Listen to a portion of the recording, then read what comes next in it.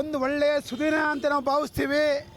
ಯಾಕೆಂದರೆ ಸನ್ಮಾನ್ಯ D K Shivakumar ಅವರು ಈ ರಾಜ್ಯದ ಮುಖ್ಯಮಂತ್ರಿಯಾಗಿ ಇವತ್ತು ಪದಗ್ರಹಣ ಮಾಡ್ತಿದ್ದಾರೆ. ಇವತ್ತು ಕರ್ನಾಟಕ ರಾಜ್ಯದ ಕಾಂಗ್ರೆಸ್ ಕಾರ್ಯಕರ್ತರ ಪಾಲಿಗೆ ಇವತ್ತು ಒಂದು ಒಳ್ಳೆಯ ದಿನ.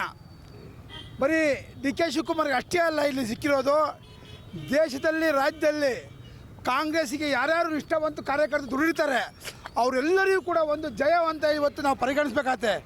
ಇವತ್ತು ಸಂಕಷ್ಟಹರ ಚತುರ್ಥಿ ಬಹಳ ಒಳ್ಳೆಯ ದಿನ. ಆ ಒಂದು ದಿನದಲ್ಲೇ ಇವತ್ತು ಅವರು ಅಧಿಕಾರ ಪದಗ್ರಹಣ ಮಾಡ್ತಿರೋದು ತುಂಬ ಸಂತೋಷ ಆಗ್ತಾಯಿದೆ. ಕಾರ್ಯಕರ್ತರಿಗೂ ಇಡೀ ರಾಜ್ಯದಲ್ಲಿ ಎಲ್ಲೇ ಹೋದರೂ ಕೂಡ ಇವತ್ತು ಇಡೀ ರಾಜ್ಯದಲ್ಲಿ ಸಣ್ಣ ಸಣ್ಣ ಹಳ್ಳಿಯಲ್ಲೂ ಕೂಡ ಪಟಾಕಿಯನ್ನು ಸಿಡಿಸಿ ಸಿಹಿಯನ್ನು ಕೊಡೋದ್ರ ಮೂಲಕ ವಿಶೇಷವಾಗಿ ಆಚರಣೆ ಮಾಡ್ತಾರೆ. ಅವರ ಒಂದು ಏನು 2 ವರ್ಷದ ಅವಧಿಯಲ್ಲಿ, ಬರೀ 2 ವರ್ಷ ಅಲ್ಲ, ಇನ್ನೂ ಸುಮಾರು 12 ವರ್ಷ, ಈ 2 ವರ್ಷ ಮುಂದಿನ 2 ಅವಧಿಯಲ್ಲಿ ಅವರು ಈ ರಾಜ್ಯದ CM ಆಗ್ತಾರೆ.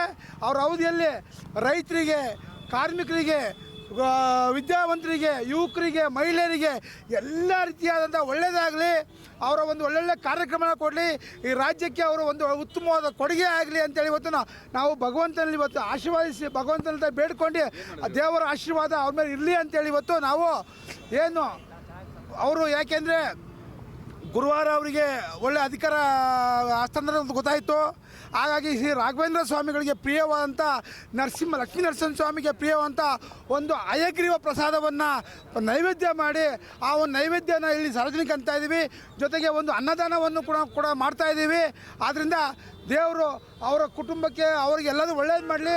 ಅವರ ಅಧಿಕಾರ ಇವತ್ತು ಇಡೀ ರಾಜ್ಯಕ್ಕೆ ಒಳ್ಳೆಯದು ಮಾಡೋದ್ರ ಮೂಲಕ ಅವರ ಅಧಿಕಾರ ಒಂದು ವಿಕೇಂದ್ರೀಕರಣ ಮಾಡಲಿ ಅಂತ ಇವತ್ತು ನಾವು ಈ ಒಂದು ಶಿವಮೊಗ್ಗ ನಗರದಲ್ಲಿ ಒಂದು ಆಚರಣೆ ಮಾಡ್ತಾಯಿದ್ದೀವಿ ಇವತ್ತು.